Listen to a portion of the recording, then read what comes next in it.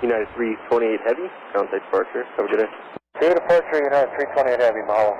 Number departure, United 328 Heavy is with you out of 6 for flight level 230. United 328 Heavy, Devon departure, rudder contact, climb and maintain Papa 230. Moderate turbulence from 14 to Papa 220. Okay, understand. Thanks to the Pi Rep, cleared to climb flight level 230, United 328 Heavy. United 328 Heavy, clear direct Zimmer. All right, direct to Zimmer, United 328 Heavy.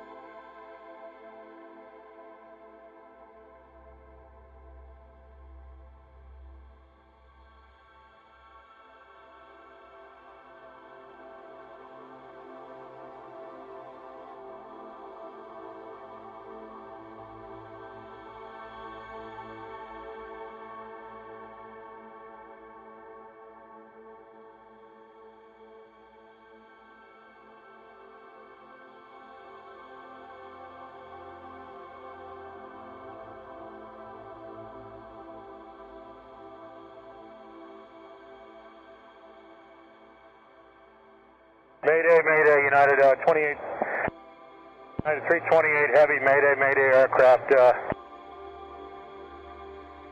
United 328 Heavy, say again please, read all that again. Yeah, United Denver, departure, United 328 Heavy, Mayday aircraft, just experienced engine failure, need a turn immediately. United 328 Heavy, left or right turn? Left turn. United 328 Heavy, left turn west heading 080. Left heading 080, United 328 Heavy.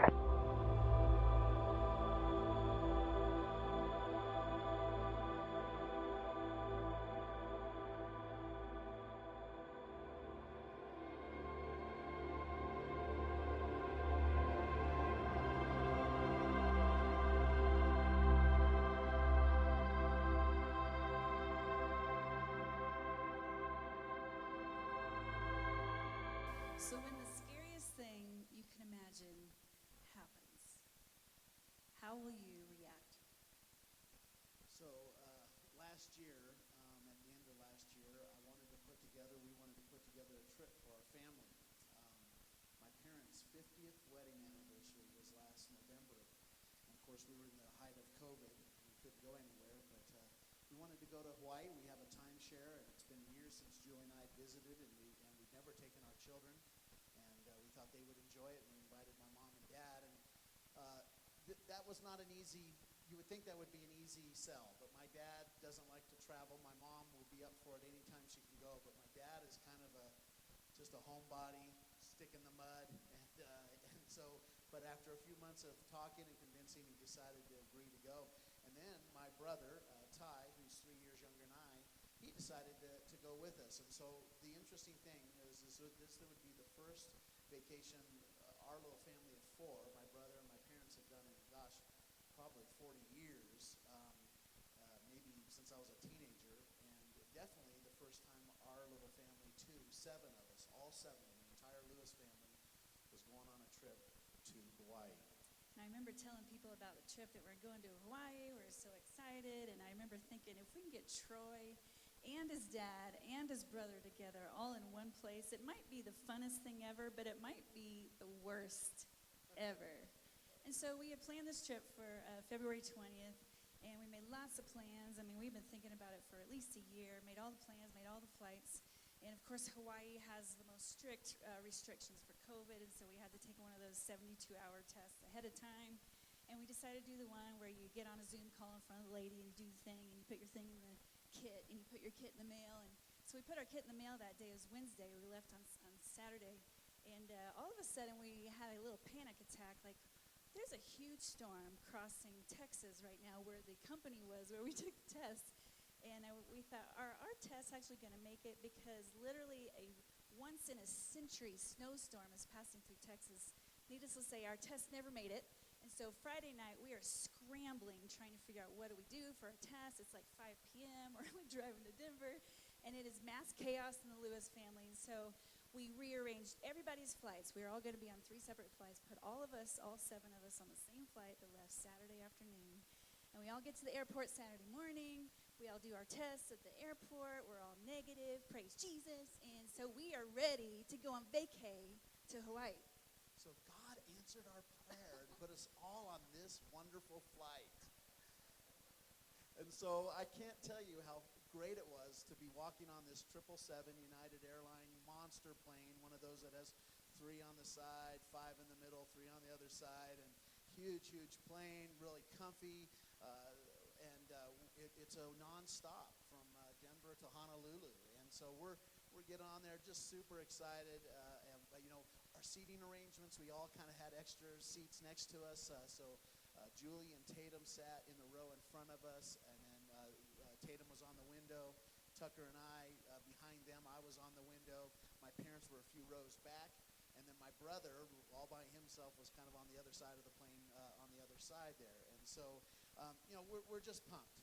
And because in 5 hours, we're going to be landing in paradise. It's going to be heaven. The irony is thick on that for a little bit. I thought that. And so, we've been up early in the morning. It's been a very stressful week thinking about this trip. And early in the morning, so we start to taxi out, and we start to kind of head down the runway. And that inertia, sometimes it just makes you tired. And I yawned, and I'm like, I'm going to fall asleep right now. And so I put my little gator mask up over my eyes and kind of leaned back, and we took off. Well, about 4 minutes later, the flight attendant came on and said, hey, ladies and gentlemen, just want to let you know we just reached 10,000 feet. And as we mentioned earlier, we want to encourage you to keep your seatbelts on as we head out of Denver, because we are probably going to hit a little bit of turbulence. As soon as he said the word turbulence, I swear, we heard a loud explosion. And even with my cover over my eyes, there was a flash of light that I saw through that. And you almost felt the plane stop in midair. There was just a jolt. I'm starting to relive it. It was just the weirdest thing. And so instantly everybody is looking at each other, eyes wide open, going, what just happened? Is this a terrorist attack? Well, did our plane hit another plane? And I lifted up our shade, which was closed, and looked out, and what I saw was basically this.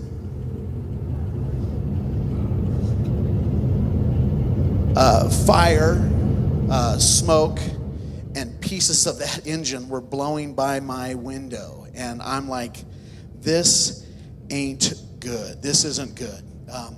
You've seen enough World War II movies to know that when the engine is on fire, it's just a matter of seconds before the whole thing blows up. And that's what we were thinking. I know that we're on a full plane that's loaded with fuel to get to Hawaii. And you're just like, how long does this happen before it happens? And it is just terrifying. And in my mind, instantly I'm thinking, gosh, we've got to land this thing now. And where? And I look out the window, and we're flying over the city of Denver. This footage is actually probably about 15 minutes into the flight still. So we were flying over North Denver when the explosion happened, and I looked out, and all I saw was city, and I just started in my mind thinking, where can these guys possibly land this as this is headed down? And you kind of wait to feel, are we declining? Are we holding steady? What's happening? And you couldn't really tell. And so for about 4 minutes, we don't hear anything. We don't know anything, and then all of a sudden, we feel a turn, and again, you're like, is this on purpose, or are we about to go down? And so I'm not lying. Things got very tight and clenched at that point in my jaw, and all of us were like, and you kind of, okay, I think we're turning. And then we're headed back south, and we're headed towards downtown Denver. And the image of us landing straight into one of those buildings, all these pictures cruise through your mind. Yeah, I was thinking we were going to land on a highway or something.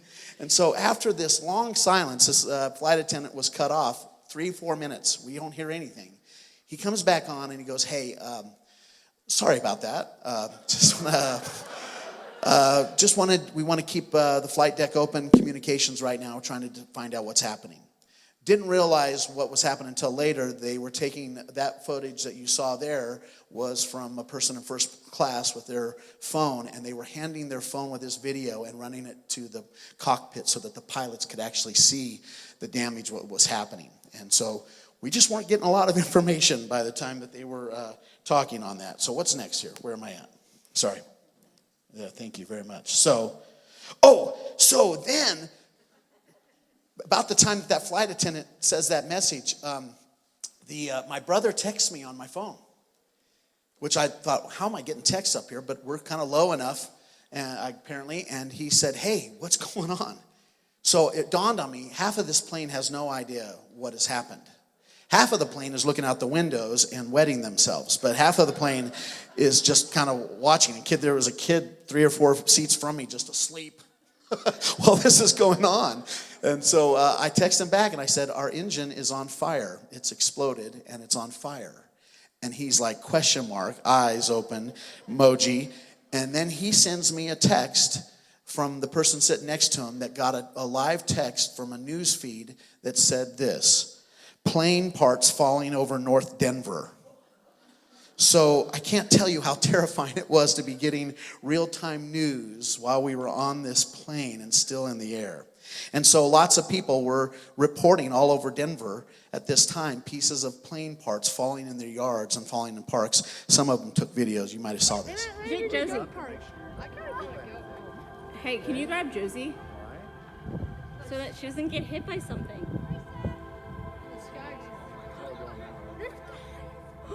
Are these? I saw the plane engine sputter, and then I saw things fly out the back. Well, I think Oh my God. Whoa. Something like some. Oh my gosh. Hey. Oh yeah, there's more things. Yeah, Che, why don't we get going? Because these things are just falling. It's just dropping pieces. Yeah, I think we should go. Yeah, let's go. Where's Josie?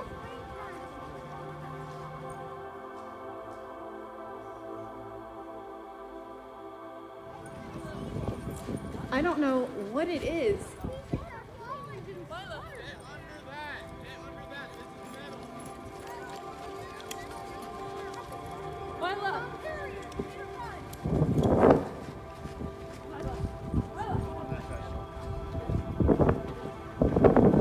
Pieces of metal? Yeah. It came from the plane. Yeah. Well, I hope the plane.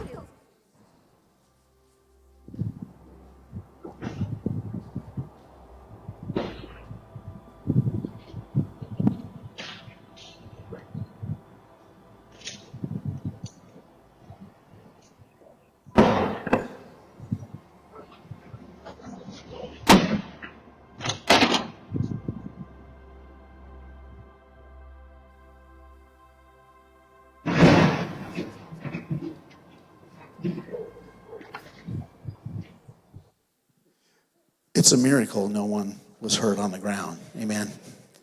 And that was one of the interesting things that was happening in the cockpit, is that it was eerily silent. I would have imagined myself in this situation running down the aisle screaming like a maniac. But there was a quietness and a calmness, and the only sounds I heard were people praying. It was fascinating. There was a lot of prayer on that plane, as you can imagine, but a peace filled that cabin. And so 10 minutes after this explosion, 10 minutes, finally, we hear from the captain of the plane. And he goes, ladies and gentlemen, we've apparently had a right engine failure. We're headed back to Denver. And click. And thank you for the update. At this point, Tucker, who is sitting next to me, starts to panic a little bit. He's looking at me. He's seen the engine. He knows that there's an engine failure. He looks at me. I'll never forget that he looked at me and he put his eyes were wide open, and he put his hands together and he just kind of covered his face and buried it into my shoulder and just sat there. And I said, hey man, let's pray. And I'm sure, I know Julian in the front was doing the same thing. We just prayed. Both of us prayed. My kids are good prayers when they're on an airline that had an engine explode. They are so full of faith. I mean, Jesus is Lord of all in that situation. I was so impressed. But I was like, that was a good prayer. And we prayed, and he's panicking. And so when we were done, I began to talk to him a little bit. And I said, hey, do you feel that the plane is relatively steady? Because he was like, are we going to crash? And I said, I don't think so. Do you feel that we're not descending? We're steady. There was a consistent rattling and shaking through the whole thing. The uneven of the engine motors, one of them not being there, and that motor just kind of hanging onto that wing caused a massive rattle. But we were flying along and holding steady, and it was clear that the pilots were in control. And so then to distract him and myself a little bit, I pulled out my phone and began to videotape the wing and the motor. And pieces of the plane were still flying off, and flames were still visible.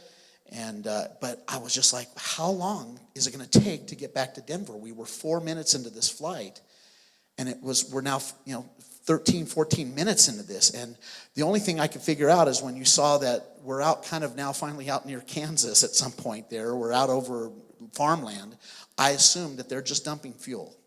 Because I know these large airliners cannot land full of fuel, or if they can, it will destroy the plane. It doesn't necessarily mean a wreck, but they will try to dump the fuel on that. So I assumed that was happening. And then after 15 minutes in the air with the communication that you've gotten and what we're looking out the window, the flight attendant came on and just surprised us all. He said, ladies and gentlemen, we're going to be landing in 4 minutes. It'll be a normal landing. And at that point, I filmed the landing.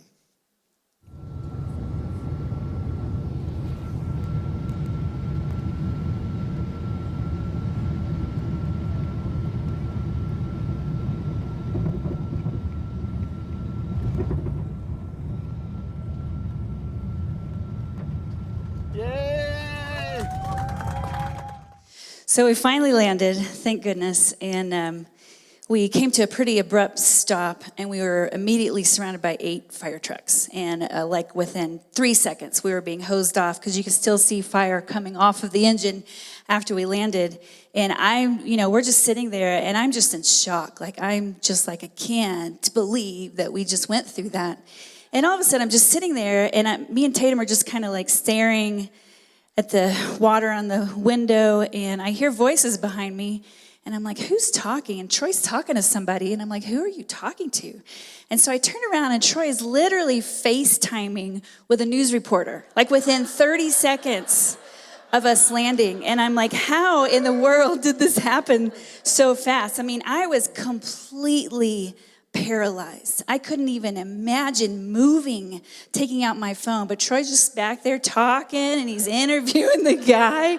And some of you might have saw the 9 News interview that night. Here's just a little bit of that. I mean, right now you must be, counting your lucky stars. You must be, thanking God that this is how it ended. Oh, totally. I'm with my 2 children, and they don't fly as much as I do, and obviously that is incredibly terrifying to them. So I'm grateful that God took care of us, and that this happened here rather than over the Pacific Ocean. Absolutely. Sounds good. Troy, anything else that I missed? Anything that you want to add? Just again, grateful to God, and grateful to the United crew, and thankful to be back on the ground. Wow. Let me just say, I'm not a media hound. I wasn't trying to. When we landed, I thought, hey, this will be cool. And I quickly just sent it to 9 News email. And he made $100. And within a minute of that getting there, a reporter texted me and said, have you guys landed? Are you okay? And I'm like, yeah, we're good. And I thank you and all that. And he's like, can I talk to you right now? Can you do an interview? And I'm like, no. I said, I gotta change my pants first before we do anything. But anyway, go ahead. Sorry. Okay, so we landed, everything's fine, it's a miracle. And it's amazing how calm Troy was in that video. I'm just floored that he could be so calm after what we just experienced. And I mean, me and Tatum were like, we still had tears running down our face. I mean, we were just such in a different place than he was. And so it just makes me think this thought, isn't it interesting how people can go through the exact same experience and yet see it different ways, feel it different ways, process it different ways, right? I mean, I was frozen in fear, frozen. But Troy was talking to Tucker.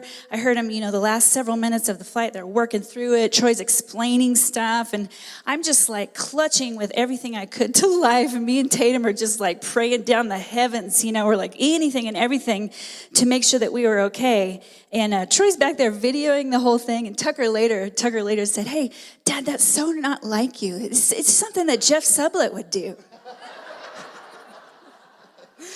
And so we experienced this whole thing in very different ways. And so we get off the plane, and I remember they took us to the United Club. It's the first time we ever been to the United Club. And so we get up at the United Club, and I remember Troy's mom walking over, and we just kind of see each other, for the first time because they were kind of behind us.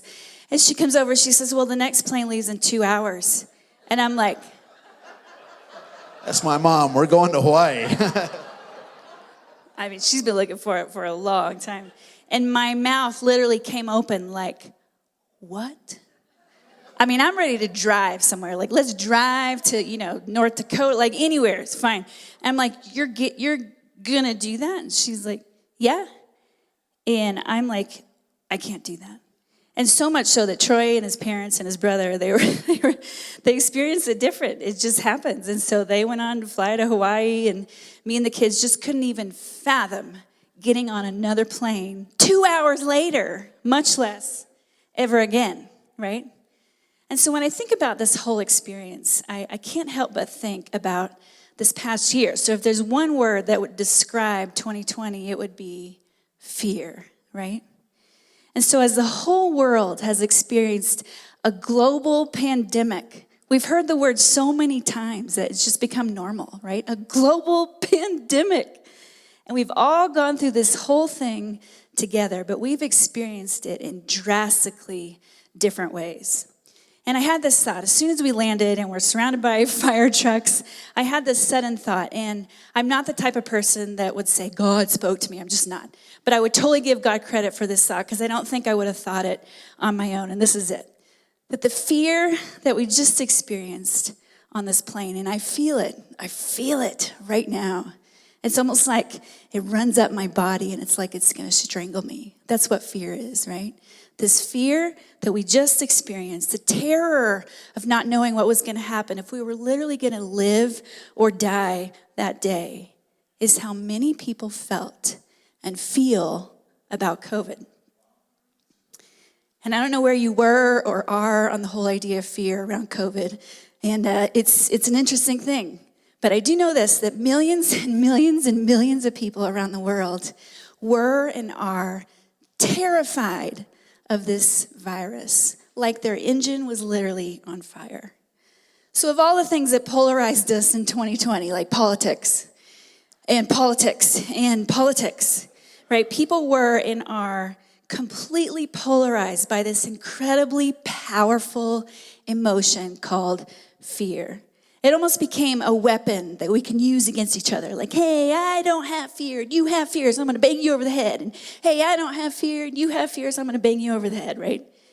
And I'll admit, I had this thought that, people who had a lot of fear, people who might have a lot of fear about anything, I could say, well, it might be related to a lack of faith, right? So either you have fear or you have faith. Like sometimes it's just so simple and boxed in, tidy. But when you go through the most scary thing that you can imagine, I'm not sure you know how you're going to react, right? And to tell people who are afraid of COVID, who are afraid of anything, hey, just stop being afraid. Just stop being afraid. Just stop being afraid. I don't think that works, right? And so during COVID, we saw people make big, bold stances about, I don't have fear, and oh, I have fear, and how dare you not have fear, and oh, how dare you have fear. Almost like it's a weapon, right, that we use against each other. And we saw even churches make this bold stance, I don't have fear, I'm going to stand up, I don't have fear.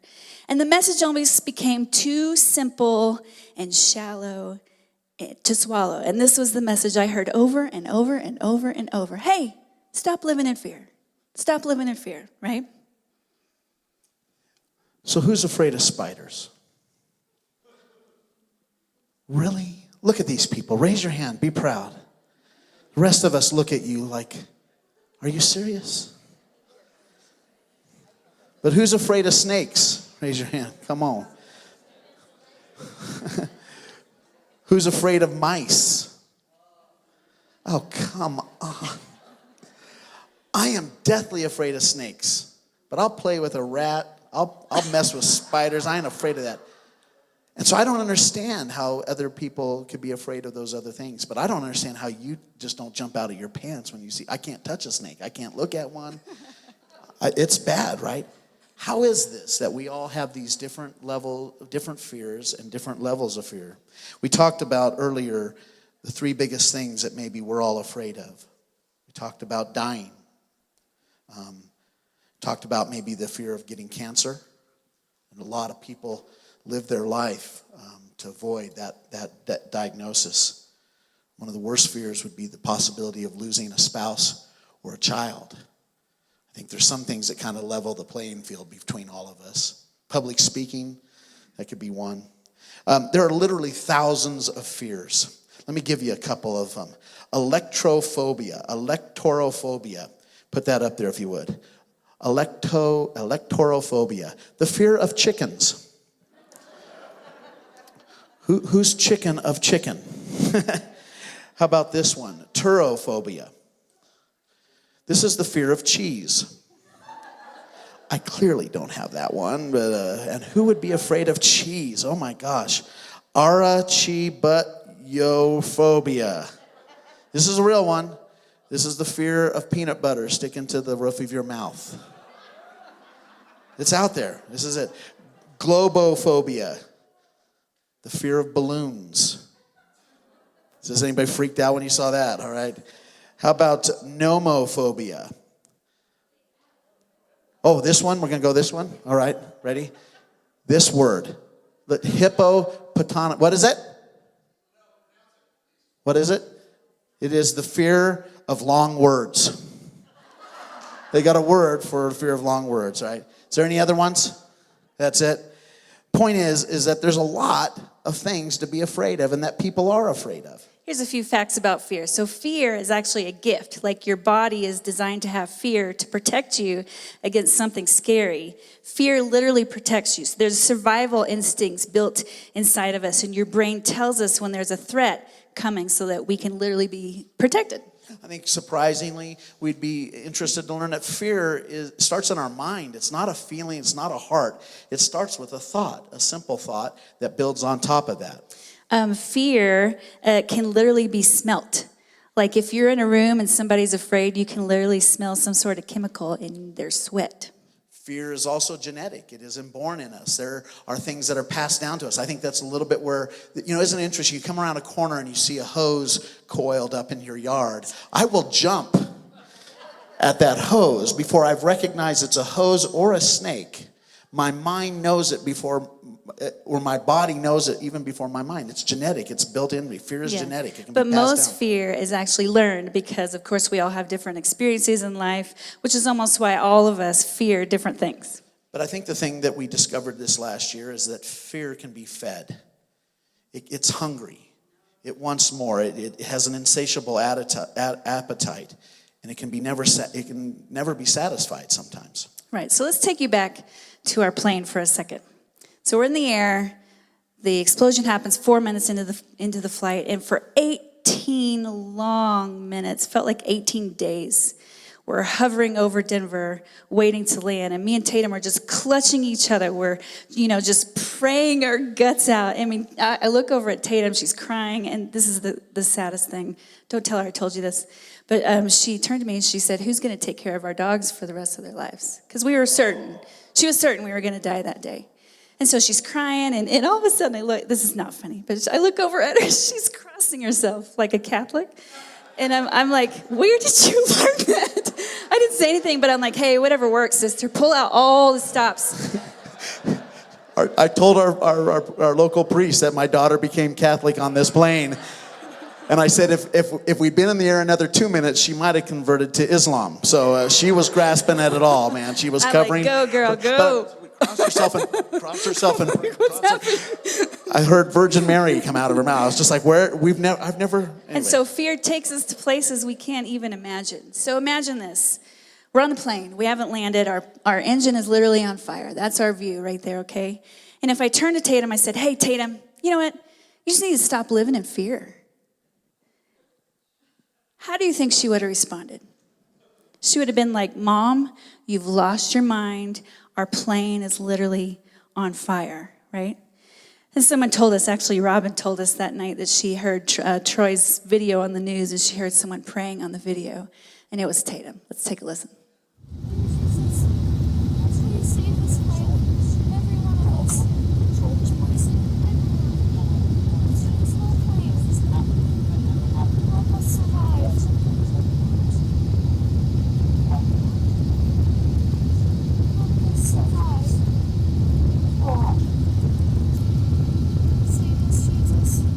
So when I heard that, the Sunday, I pulled out my laptop and I loaded the video of that to the laptop and I listened with my earphones because I hadn't heard this. I was taking a picture of an engine that was on fire. And to hear that soft voice and the fear in it, I had a totally different experience than my little girl. And I think this is what we're wanting to present to you a little tonight, is this idea of empathy and knowing that there are people that are in very scary situations and don't know how to deal with it. And so if our message to people who are in fear or about COVID or anything is to just stop living in fear, don't do that, stop it, all they're going to do is look at us and go, are you crazy? Can't you see that the engine's on fire, this plane is going down? For them, that's their reality. And I think one of the questions that we have to wrestle with as believers and followers in Christ is, what should our message be to a world that is in fear and is afraid of a lot of things? And when the scariest thing that you can imagine happens, how do we help them recover? How do we help them become grounded? How do we help them not let fear take them over in a gentle and kind way? So where does God come into all of this? If you ask Google, hey Google, how many times does the phrase fear not appear in the Bible? Google will tell you it happens 365 times, one for each day, which is completely not true. It's not true. But it does happen a lot. In some translations, it happens at least 80 times. In another translation, the word fear happens 500 times. So it's definitely a big deal in the Bible. God really, really cares if we're afraid or not. And so it is the most repeated command in the Bible, fear not.